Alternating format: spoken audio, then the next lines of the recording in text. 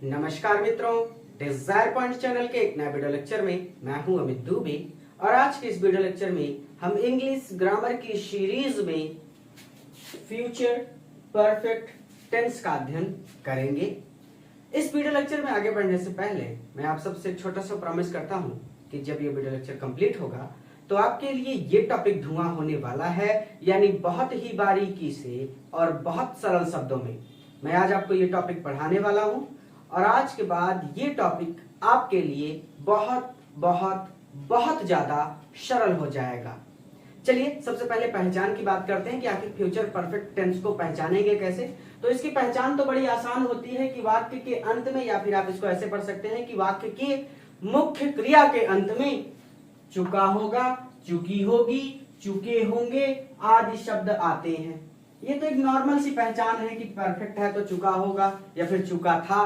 Past वाले में तो यही था ना, पास्ट परफेक्ट में चुका था, चुकी थी, चुके थे। और प्रेजेंट वाले में यानी प्रेजेंट परफेक्ट टेंस में चुका है, चुकी है, चुके हैं। अब यहाँ पे फ्यूचर परफेक्ट में आ गए हैं तो चुकी होगी, चुके होंगे, चुका होगा, यहाँ पे चुका होगा आदि शब्द आते हैं। अच्छा, ध्यान रखने वाली बात यह भी है कि जैसे वाक्य के कुछ ऐसे शब्द भी होते हैं जिनके अंत में आ जाता है केगा, चुकेगी, चुकेंगे, चुकूंगा। ठीक है, तो ये ध्यान रखिएगा। चलिए अब नोट यहां पर क्या है, वही पुरानी बात कि आई और बी के साथ शैल का प्रयोग करते हैं तथा शेष सभी कर्ता के साथ विल का प्रयोग करते हैं। मैंने आपको स्टार्टिंग में ही बता दिया था इस बारे में। अब ध्यान रखिए, सबसे पहले हम पढ़ेंगे अफर्मेटिव सेंटेंस। अफर्मेटिव सेंटेंस यानी सकारात्मक वाक्य, और इसका रूल होता है सब्जेक्ट प्लस विल या shall plus have plus verb की third form plus object plus other word plus full stop. ध्यान रखने वाली बात यह है कि हमको रूल नहीं छोड़ना है। चलिए पहला एग्जांपल ले लिया हमने, मधु कक्षा में गीत गा चुकी होगी। तो कैसे करेंगे, सबसे पहले सब्जेक्ट लिखेंगे तो सब्जेक्ट है मधु। अब विल लगेगा कि शैल लगेगा? भाई जाहिर सी बात है कि आई और बी के साथ शैल लगाना है, बाकी सबके साथ विल लगाना है तो विल लगेगा। विल और शैल को जैसे छोड़ा हैव पर पहुंच गए तो हैव लग गया।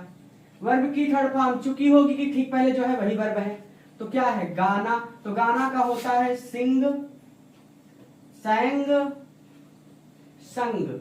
थर्ड फॉर्म लगेगी तो यहां पे हो जाएगा संग। परफेक्ट टेंस पढ़ने का सबसे बड़ा एक फायदा ये होता है कि हमें थर्ड फॉर्म याद हो जाती है। तो मधु विल हैव संग। अब ऑब्जेक्ट क्या गा चुकी होगी, एक गीत, तो आ सॉन्ग। उसके बाद अदर वर्ड कक्षा में तो in the class, full stop. देखिए मैंने रूल नहीं छोड़ा, आपको भी रूल नहीं छोड़ना है। जिसने रूल नहीं छोड़ा उसका वाक्य बन जाएगा, जिसने रूल छोड़ दिया उसके वाक्य के लिए तो फिर जय सीताराम। यानी काम होगा या फिर नहीं होगा वो निर्भर करता है कि तुक्का लग गया तो काम हो जाएगा और तुक्का नहीं लगा तो काम नहीं होगा। लेकिन जिसने रूल पकड़े रखा, रूल का साथ नहीं छोड़ा, जो नियम का साथ नहीं छोड़ते, उनका वाक्य सही हो जाता है। चलिए एक एग्जांपल और कर लेते हैं। एग्जांपल नंबर 2, पिताजी बस से दिल्ली जा चुके होंगे। अब सब्जेक्ट लिखेंगे सबसे पहले, तो सब्जेक्ट है पिताजी यानी फादर। विल लगेगा फादर के साथ, इसको छोड़ा तुरंत हैव लग जाएगा।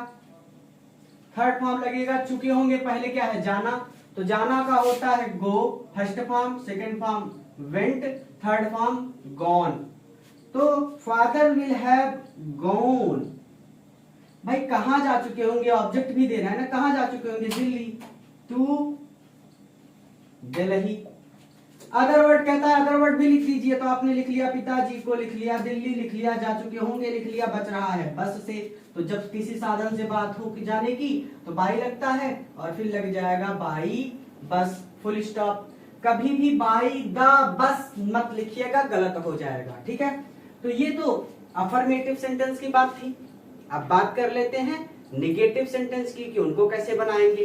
तो इसी वाक्य को कि मधु कक्षा में गीत गा चुकी होगी, मैं लिख दूंगा मधु कक्षा में गीत नहीं गा चुकी होगी, और होगा कुछ नहीं।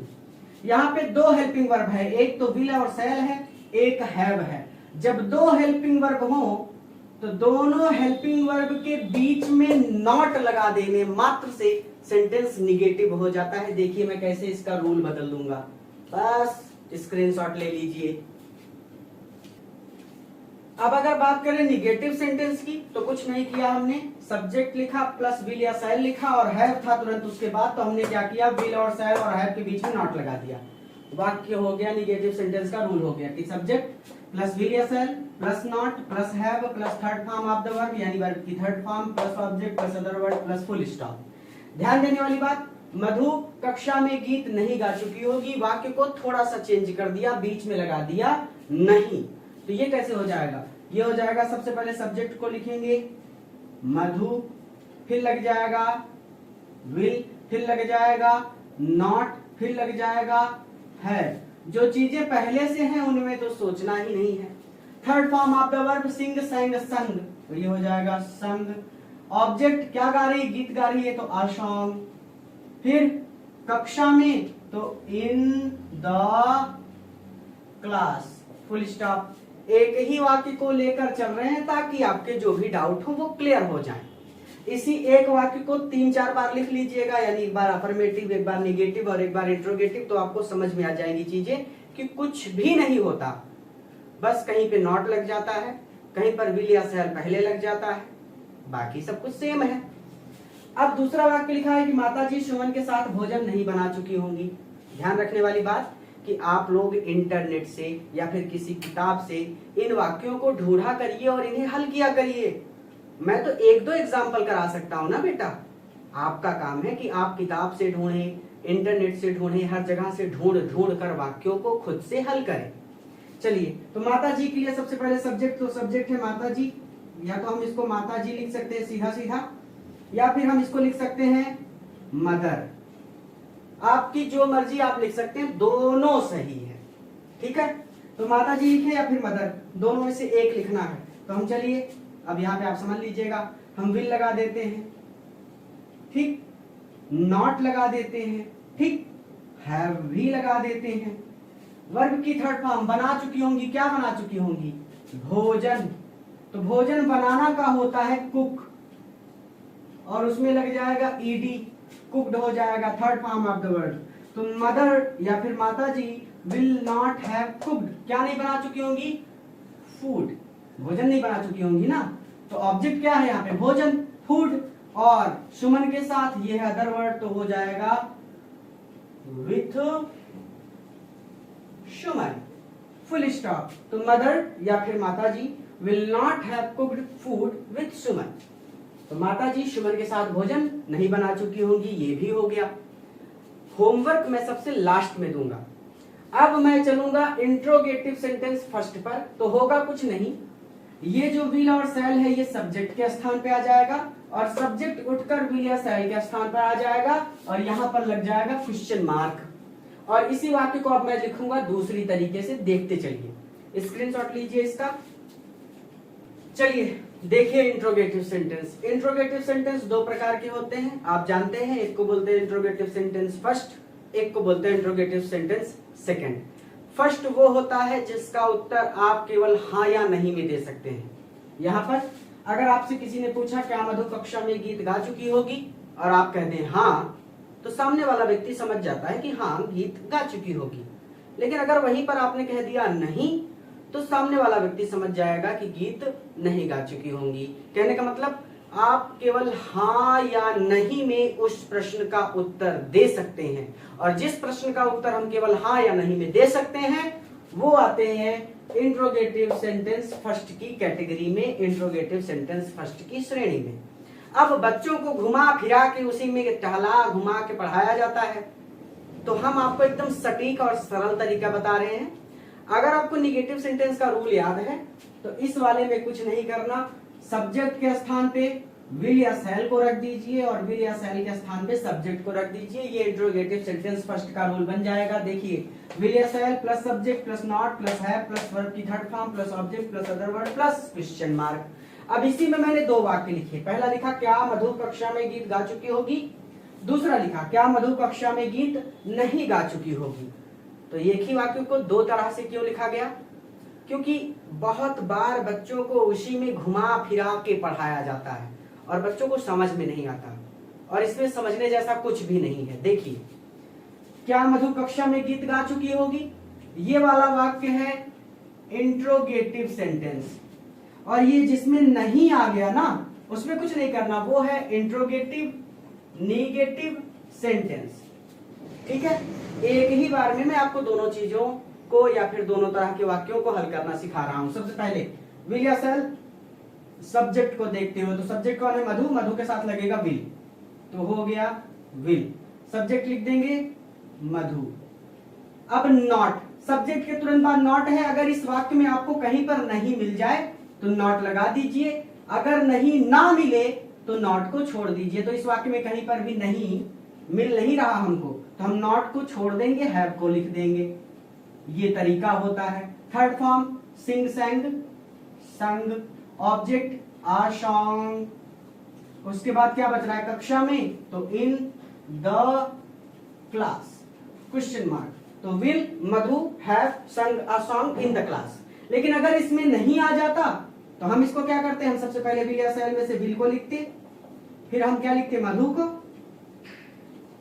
मधु को लिखने के बाद हम देख रहे हैं सब्जेक्ट के तुरंत बाद नॉट है भैया, तो यहां पर भी नहीं मिल रहा है हमको, तो हम नॉट लगा देंगे। बाकी का सेम टू सेम उतार देंगे ऐसे, have sung a song in the class, और ये हो जाएगा क्वेश्चन मार्क। तो बात समझ में आई आपको? कुछ नहीं करना होता। अगर वाक्य में नहीं है तो हमको सब्जेक्ट के तुरंत बाद नॉट लगा देना है, और अगर वाक्य में नहीं मिलता तो हम इस नॉट को छोड़ देंगे, आगे बढ़ जाएंगे। अब इसी में लपेटे में बार बार एक ही चीज को पढ़ने की क्या आवश्यकता है? कहीं पर भी कोई आवश्यकता नहीं। तो चीजें समझ में आ गई।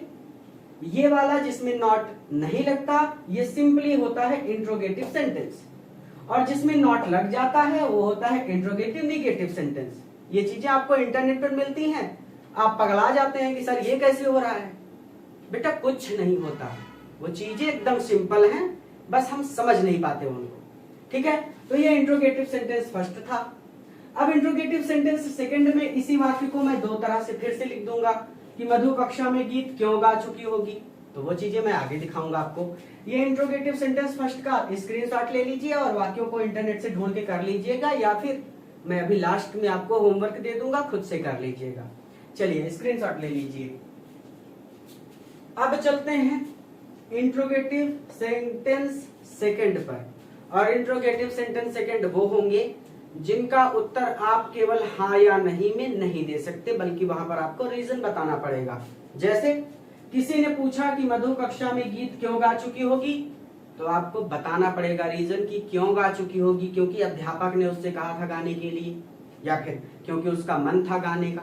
ठीक, रूल होता है इसका QW, बस कुछ नहीं। इंट्रोगेटिव सेंटेंस फर्स्ट का जो रूल था उसके ठीक आगे QW जोड़ दिया है बस, बाकी पूरा का पूरा एकदम सेम है इंट्रोगेटिव फर्स्ट वाला रूल।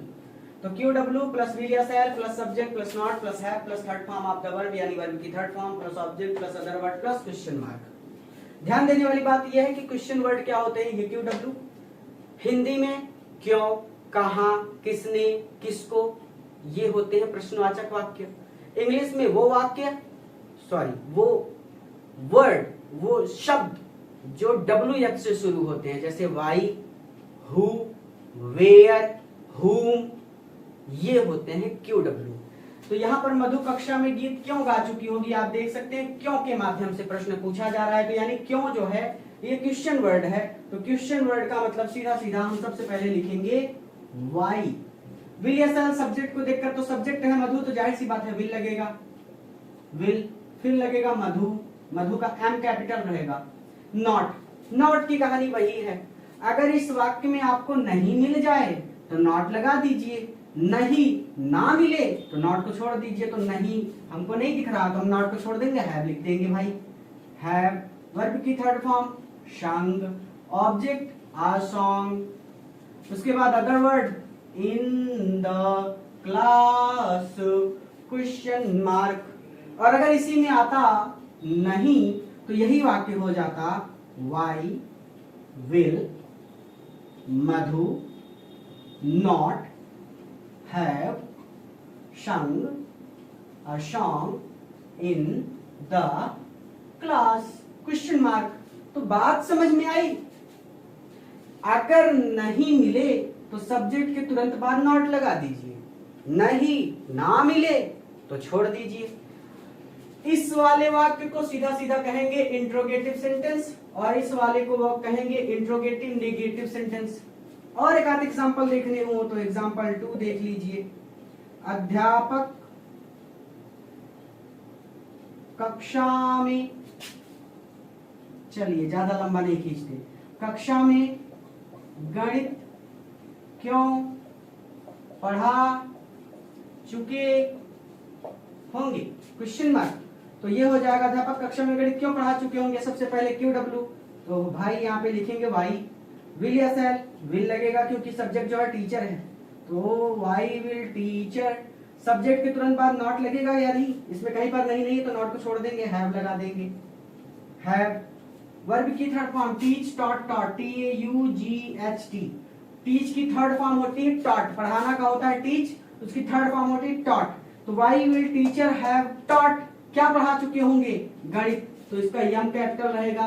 मैथ कक्षा में, तो ये हो जाएगा in the class question mark. तो ये बातें समझ में आई? Why will teacher have taught math in the class. और अगर यहीं पर नहीं होता तो ये हो जाता teacher not have taught math in the class. बात समझ रहे हैं? सब्जेक्ट के तुरंत बाद नॉट लगाना है अगर वाक्य में नहीं है, और अगर नहीं है तो नॉट को छोड़ दीजिए, नॉट को मामा के यहां जाने दीजिए, नॉट से कोई लेना देना नहीं है। स्क्रीनशॉट लीजिए, हम आपको होमवर्क देते हैं। अब आप ध्यान देंगे तो इस वाक्य को हमने 6 तरीके से बनाया है। चलिए स्क्रीनशॉट लीजिए, फिर मैं आपको होमवर्क देता हूं।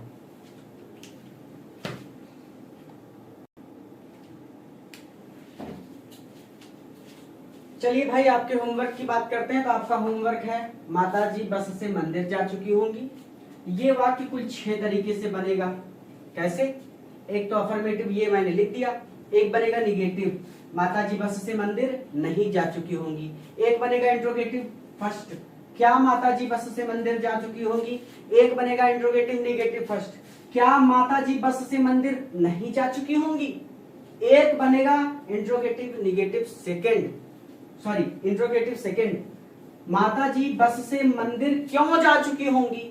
और एक बनेगा इंट्रोगेटिव नेगेटिव सेंटेंस सेकंड, माताजी बस से मंदिर क्यों नहीं जा चुकी होंगी। ठीक वैसे ही जैसे मैंने मधु वाला वाक्य बनाया था। तो ये आपका होमवर्क है, एक साथ 2 होमवर्क है। पहला वाक्य को हल करना है, दूसरा वाक्य को 5 अलग तरीके से अपने दिमाग से सोच कर बनाना है। सबसे बड़ा चुनौती का काम यही है। और अगर आप इन चीजों को कर लेते हैं तो आपके लिए टेंसेस जो है ना, ये खेलने की चीज हो जाएंगी। ठीक है? मुकेश सुरेश के साथ मैदान में क्रिकेट खेल चुका होगा, ये भी 6 तरह से बनेगा। चपरासी विद्यालय में घंटी बजा चुका होगा, ये भी 6 तरीके से बनेगा। हम साइकिल से विद्यालय जा चुके होंगे, ये भी 6 तरीके से बनेगा। पिताजी अखबार पढ़ चुके होंगे, ये भी 6 तरीके से बनेगा। तो कुल कह सकते हैं कि 5 छका 30, टोटल 30 वाक्य आपको दिए गए हैं। इन पर प्रैक्टिस कीजिए और अलग से भी वाक्यों को इंटरनेट से या फिर बुक से ढूंढकर हल करने की कोशिश कीजिए। अब हम पढ़ेंगे फ्यूचर परफेक्ट कंटिन्यूअस टेंस किसी नए वीडियो लेक्चर में। पैसिव वॉइस की क्लासेस भी हमने शुरू कर दी हैं और साथ ही साथ हमारा अपना डिजायर पॉइंट ऐप भी लॉन्च हो चुका है। तो प्ले स्टोर से जाकर ऐप को इंस्टॉल करें, वहां पर आपको आपके सभी PDF फ्री में मिल जाएंगे। पूरा वीडियो देखने के लिए धन्यवाद और इस वीडियो को अपने मित्रों के साथ भी शेयर करें ताकि वो भी इससे लाभ ले सके। किसी नए वीडियो लेक्चर में किसी नए टॉपिक के साथ मैं आपसे फिर से मिलता हूं। धन्यवाद।